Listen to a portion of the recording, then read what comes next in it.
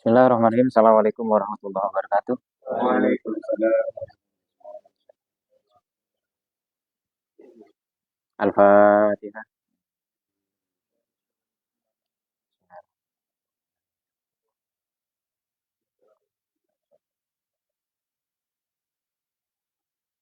Bismillah, alhamdulillah, ala ni'matillah, wa la hawla wa la quwwata illa billah. Allahumma shalli ala sayyidina Muhammad wa ala ali sayyidina Muhammad.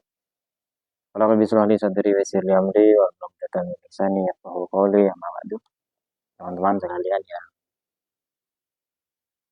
sudah hadir di sini, baik yang sudah bau dan masih baru ya. Yang bau itu kan yang sudah lama. Saya kan lama di sini, jadi sudah bau. Iya, Ren. Kalau yang baru siapa? Oh, Mat itu yang baru. Ya kalau baru biasanya di ospek gitu. Entah di ospek disuruh beli jajan kayak atau disuruh berenang kayak gitu ya di Bali. Baik, kita lanjutkan kajian kita yang sekarang itu pembacaan hikmah dari kitab Al-Hikam. Sebelumnya kita membahas tentang apa yang disenangi Mat itu, tentang cinta itu, Mat. Jadi sebelumnya itu membahas tentang mahabbata syai'an illa kunta lahu abdan wa huwa la yuhibbu an takuna li ghairihi abdan. Jadi pesannya Allah itu secara gampang, jangan sampai Anda itu mencintai suatu itu melebihi apapun. Jadi kalau dalam Quran itu tuhibbul mala jaman itu istilahnya. Jadi mencintai harta itu berlebih-lebihan. Ya, harta itu ya banyak. Harta itu termasuk ya sepeda motor itu kan harta juga gitu ya. HP atau apapun. Jadi kalau berlebih-lebihan itu Allah nggak suka. Wa huwa la yuhibbu an takuna li ghairi abdan. Kenapa? Karena prinsip cinta itu kita nanti akan diperbudak. Misalnya eh, senang sama seorang wanita, pasti apa yang diminta itu mau dikasih. Nah, begitu memang apa wataknya cinta. Kalau suka, suka itu enggak, Mat. Misalnya Mat ini ganteng gitu ya. Ya itu sekedar suka saja. Tapi kalau sudah cinta itu nuansanya spiritual, nuansanya itu abstrak. Jadi kalau misalnya ada orang yang membuat ya pikiran hati kita itu nyaman, itu disebut cinta. Tapi kalau misalnya cuma oh anak itu pintar, oh berarti cuma suka itu. Jadi nggak menimbulkan kenyamanan. Nah, sebelumnya kita membahas tentang jangan sampai mencintai sesuatu itu secara berlebihan sampai Tuhan itu di nomor dua kan. Ya, termasuk kita ini kan termasuk orang-orang yang tidak suka diduakan. Misalnya disakiti, itu disakiti itu kan pertanda bahwa kita itu di nomor dua kan. Kalau nomor satu kan itu ya disayang, disuka itu ya. Baik, kita akan membahas lanjutannya yaitu mengenai tepatnya itu mengenai ibadah. Mungkin Mas Ali kadang seneng gitu ya. Cerita kan kembar sebelahnya itu. Saya tadi untuk sholat tuh. Biasanya kan memang tuh apa subuhnya nggak dikodok. Cuman waktu itu sekali pasti dikodok. Senengnya itu minta ampun. Jadi sampai cerita kembar. Seolah-olah untuk sholatnya itu ya sangat keren lah. Bikin Allah itu semacam seneng kemar gitu ya. Ngasih apa-apa yang diminta itu. Jadi kata Sohibul Kitab ini, Sohibul Hikmah, kata beliau, la tanfa'uhu ta'atuka wa la tadurruhu maksiyatuka. Wa inna ma amaraka bihadihi wa nahaka an hadihi lima yaudu alaika. La tanfa'uhu ta'atuka. Jadi tidak bermanfaat kepada Allah ta'atuka. Maksudnya ketaatan, ibadah-ibadah yang Anda lakukan itu tidak ada gunanya kepada Allah. Enggak bermanfaat. Maksudnya enggak bermanfaat. Sesuatu yang bermanfaat itu gimana sih? Misalnya saya punya uang 10.000. Mat punya utang 5.000 nih ke Randy. Saya kasih 5.000-nya, 5.000-nya kan di saya. Nah itu bermanfaat untuk Mat. Atau misalnya, Mat kamu kok baik sekali. Nah itu kan bermanfaat untuk Mat. Jadi kata teman-teman, Mat ini memang dermawan nih. Di sini bawa sembarang misalnya. Jadi itu bermanfaat. Tapi kalau ibadah, misalnya Anda sholat, puasa, atau apapun, ngaji itu kepada Allah itu enggak ada gunanya. Maksudnya enggak bermanfaat untuk Allah. Apakah Allah nambah misalnya jadi lebih tinggi, jadi lebih rendah enggak itu? Kemudian selanjutnya apa? Wala taduruhu maksiatuka. Kemudian kalau misalnya Anda bermaksiat, melakukan kemaksiatan apa kayak misalnya nonton karaoke juga atau apalah segala sesuatu yang dilarang oleh agama. Lebih tepatnya dilarang oleh agama. Jadi andai kata Anda bermaksiat, tukang zina misalnya. Zina misalnya sebuah kabupaten misalnya gitu ya. Jumlah wanita diperkosa semua misalnya itu nggak berpengaruh juga. Maksudnya apa? Jadi itu tidak merubah sisi apapun kepada Allah. Apa sebab? Jadi wa innama amaro bihazi wa nahaka. Ada yang anhazi. Jadi kenapa Allah memerintahkanmu bihazi dengan taat, kemudian wa nahaka anhazi, melarangmu untuk tidak bermaksiat lima yaudu alaika, tak lain supaya itu kembali kepadamu. Jadi apa yang Anda lakukan ketaatan, ya secara otomatis itu juga untuk Anda sendiri, bukan untuk Allah. Misalnya Anda sholat, ya itu untuk Anda, supaya apa? Supaya dapat ridho dari Tuhan, dari Allah itu.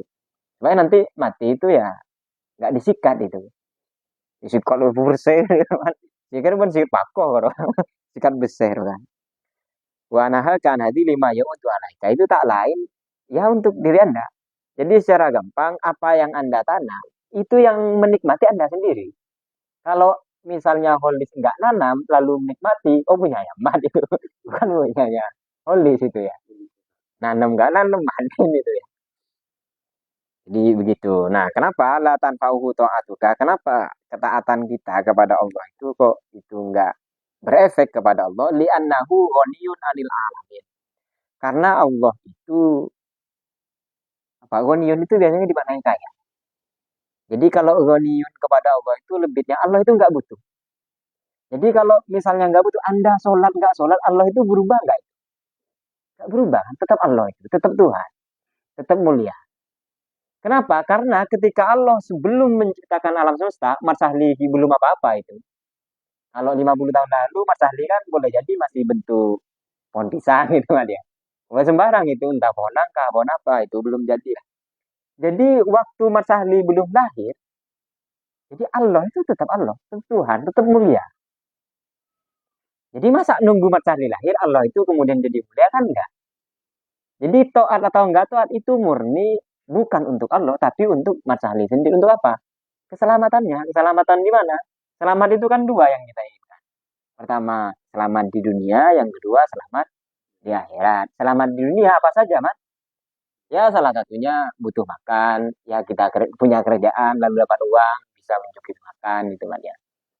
Misalnya mau jalan supaya dipermudah, diberikan kenyamanan untuk beli sepeda motor.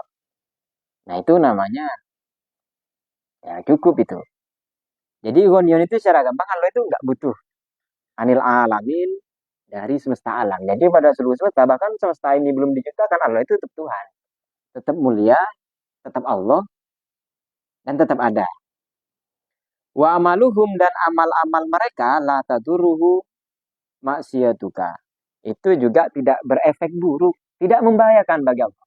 Kalau misalnya maksiat, misalnya nggak sholat, misalnya nggak sholat duhur saja, misalnya. Apakah Allah berubah? Enggak bakal berubah. Tetap Allah. Jadi nggak ngefek.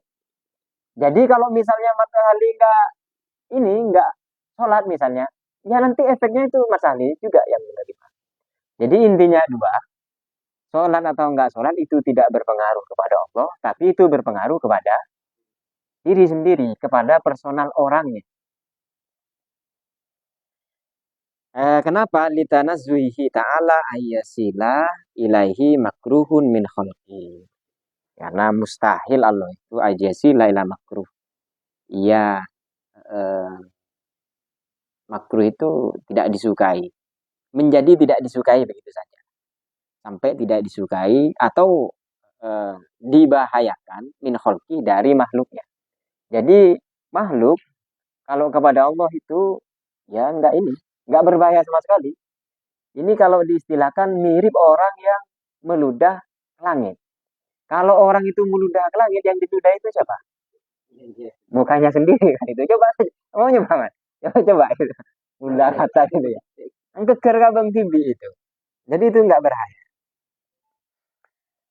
Wa inna ma amaraka bihazi ayat ta'at. Jadi sejatinya Allah itu memerintahkan kamu untuk taat wa nahaka an hazi ail maksiat yaitu melarangmu untuk tidak bermaksiat, lima ya'udu alaika, ya semata-mata karena itu kembali kepadamu. Nanti kamu nih yang mana. Apa saja yang dipanen nanti itu minal manafi'i wal masolihi, yaitu hal-hal yang bermanfaat, yang bisa kita petik, kita bisa terima, wal masoli dan kebaikan-kebaikan, fiddaro ini di dua dunia. Maksudnya ya dunia sekarang ini kemudian di akhirat. Wazalika dan sesuatu tersebut minal manafi wal masoli, kebaikan dan manfaat itu ala sabili tafadul minhu, itu tak lain karena fadilah. Tafadul itu pemberian baiknya dari Allah. La ala wajhil ijabi alaihi, bukan berdasarkan ijabah atas orang tadi itu. Jadi secara gampang kalau kita misalnya melakukan kebaikan-kebaikan, melaksanakan apa yang diperintahkan oleh Allah, lalu kita misalnya nanti di dunia itu mendapatkan keselamatan, kenyamanan, diridhoi, kemudian mampu bisa ngaji di sini, ngaji itu juga bagian tafadul. Karena nggak setiap orang bisa mampu ngaji kan itu. Ada orang itu misalnya yang capek karena bahkan umat ini kerja capek itu kan masih sempat ngaji. Artinya sebuah fadilah, pemberian atau anugerah yang sangat luar biasa oleh Allah, bahkan sambil kerja capek tapi diberikan kesempatan ngaji. Itu yang disebut fadilah. Fadilah ini secara gampang Anda bekerja 1 jam tapi digajinya 10 juta misalnya. Kerjaan apa kemarin Mas itu? Ya 1 hari 10 juta. Nyikat gigi buaya itu. Itu namanya bukan tafadul, itu bukan fadilah karena berbahaya kan bekerja. Jadi secara gampang fadilah ini bisa kita maknai begini. Misalnya Randy ini hidupnya kira-kira berapa puluh tahun Randy? Maunya lah kalau request itu. 60 tahun kah? Iya misalnya mati itu berapa misalnya nanti? Pasti mati kita ini. Gak usah ini lah, gak usah. Jangan dengan begitu. Ya bisa pun nggak begitu tetap mati nanti. Jadi siap-siap saja kita. Misalnya Randy ini kan umurnya anggaplah normalnya orang kan hidup ini kan biasanya ya kalau nggak 20 tahun ya 60 tahun. Ya kalau buru-buru ya silahkan. Oh enggak ya. Tapi kabar baiknya sebenarnya kita ini bukan makhluk dunia. Jadi kita asal muasalnya itu memang dari surga. Makanya ke dunia ini sebenarnya kita ya tempat cuman numpang ngopi saja, ngopi, merokok, makan gitu ya. Ya yang sempat bermaksud pacaran ya pacaran lah. Jadi memang segitu saja itu. Jadi kita itu memang makhluk ukhrawi. Makanya ya mirip inilah. Karena kita memang asalnya ada di sana, ya mau tidak mau kita harus pulang ke sana. Seharusnya kalau pulang itu kan seharusnya kita bahagia ya. Misalnya ada orang yang kerja kemana? Ke Malaysia. Pas waktunya pulang kampung, pas lebaran, seneng nggak itu? Seneng. Misalnya ada yang kerja di Pontianak, pulang kampung sini. Misalnya ada yang kerja ke luar negeri, sampai nyebrang sungai. Mari ini kan luar negeri gitu ya. Nyebrang sungai, pulang itu kan senang. Kenapa? Karena pulang ke asalnya. Seharusnya kita itu senang kalau mati itu. Kenapa? Karena kita mau pulang ke tempat asal kita. Gimana dulu mbah kita itu nanti ada ya di surga itu. Senang apa nggak senang itu? Siapa yang mau cepat pulang?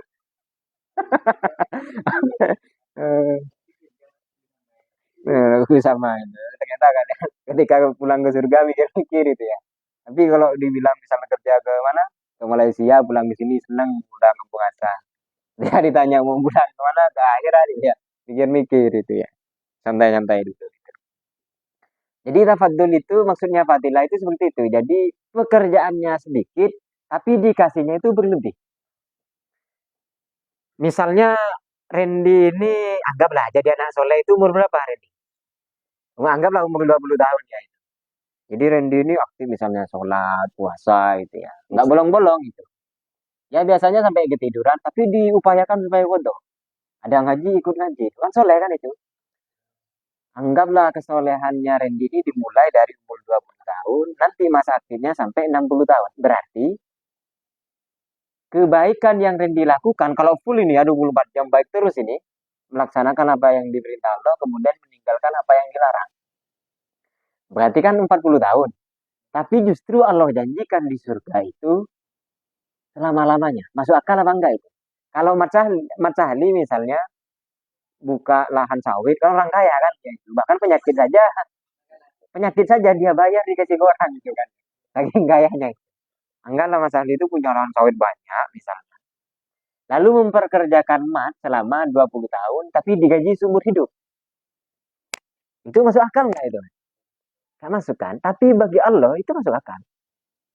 Ya termasuk itu. Jadi Anda itu cuman paling ya, anggap saja solehnya 40 tahun. Tapi justru Allah menjanjikan surga itu seumur hidup, selama-lamanya. Kalau seumur hidup itu kan bisa bisa mati nanti. Itu selama-lamanya. Karena nggak mati lagi. Jadi kata Allah itu kalau di Quran itu Bismillahirrahmanirrahim walladzina amanu wa amilus solihati sanudkhiluhum jannata min tahtihal anhar khalidina fiha abada lahum fiha azwajum mutahharah itu. Jadi orang-orang yang beriman kemudian beramal soleh nanti akan dimasukkan mereka ke dalam surga yang di dalamnya apa di bawahnya itu mengalir sungai-sungai itu. Yang sungainya kalau di secara ulama itu sungainya itu bukan air leko kayak di Harum, Mas. Jadi apa sungainya itu sungai madu. Beda kalau madu yang didatangkan ke rumah-rumah itu ya. Itu madu cari perkara itu. Kalau madu obat itu kan beda, Mas. Khalidina fiha beda nanti itu akan kekal selama-lamanya di surga tadi itu. Kemudian apa? Lahum fiha aswajun mutahharah. Nanti di sana itu ada banyak bidadari. Jadi ditaruh di surga, enak, request mau makan apa dikasih, itu tinggal request saja. Makanya pintar itu penting. Jadi supaya nanti kalau masuk surga kalian itu mestinya nggak cuma pisang goreng tok, nasi telur saja itu. Makanya pintar itu penting ya, termasuk mengenal banyak makanan supaya nanti kalian misalnya hamburger misalnya. Makan-makan yang mahal kalau saya di luar negeri itu. Makanya kalau misalnya kalian cuma makannya ya apa ini ya ikan asin, kemudian kelambo. Jadi perlu kenal makanan-makanan itu, Mas. Supaya nanti kalau misalnya ada orang Amerika masuk surga nggak diketawain. Dasar surga kamu. Atau gitu kan kalian. Jadi penting ya, makanya ilmu itu penting. Yang disebut ilmu itu kan awalnya kita nggak tahu, kemudian jadi tahu. Misalnya nih, teman-teman kan nggak tahu nih yang dibaca kita sekarang ini kita palika. Sebelumnya kan nggak tahu, sekarang tahu nih. Hikam. Hikam itu isinya apa sih? Hikmah. Yaitu nasihat-nasihat bijak. Kata-kata bijak luar biasa. Misalnya hidup ini penting, apa hidup ini akan menjadi bahagia kalau kita punya tiga hal. Yang pertama, kita punya orang-orang yang dicintai. Misalnya. Yang kedua, kita punya harapan. Kemudian, yang ketiga, kita itu punya memenuhi kebutuhan-kebutuhan. Kalau punya tiga itu, hidup itu akan menjadi bahagia. Nah, itu disebut kata bijak. Atau kata bijak misalnya, jadilah orang sukses di dunia. Itu kan kata bijak juga. Nah, hikam ini juga sama kata bijak, cuman nuansanya itu Islami. Yang nuansanya itu untuk mendekatkan diri kepada Allah. Nah, itu sekilas penjelasan tentang fadilah. Oh, udah selesai ini. Nah, kita tambah satu hikmah lagi. Karena hikmah sedikit ini, Mas. Kalau yang akan datang, sedikit juga, Mas. Kalau bang banyak nanti, Mas nggak ikut lagi. Udahlah, udahlah anu kan, murid baru. baru masuk, hilang lagi. Kemudian selanjutnya la yajidu fi izzihi ikbalu man aqbala alaihi wa la yanqusu min izzihi adbaru man adbaru anhu. Jadi kemuliaan Allah la yazidu tidak bertambah fi izzihi di dalam kemuliaan Allah ikbalu man aqbala alaihi yaitu penerimaan atau menghadapnya orang-orang yang menghadap kepada Allah. Jadi kemuliaan Allah itu tidak bertambah dengan hambanya yang menghadap Allah atau mengikuti apa yang diperintah Allah itu. Jadi kemuliaannya Allah itu lizati. Jadi memang pada esensinya pada dirinya Allah itu memang mulia. Kalau Mas Ali ini kan sebelumnya nggak mulia. Coba pas lahir. Mulianya Mas Ali apa? Lahirnya telanjang gitu ya. Nggak tahu malu gitu. Tapi justru umat ini justru sekarang mulia. Mulianya apa? Sekarang sudah pakai pakaian. menutup aurat, kemudian kaya juga itu ya. Sama Suhadi itu kan dulu juga misalnya nggak ada sampai lahir itu udah lah ngerepotin membeli pempes susu sembarang lah itu ya. Jadi kemudiannya nggak ada sama sekali. Jadi kalau kita hamba ini kalau mau mulia kita ini usaha.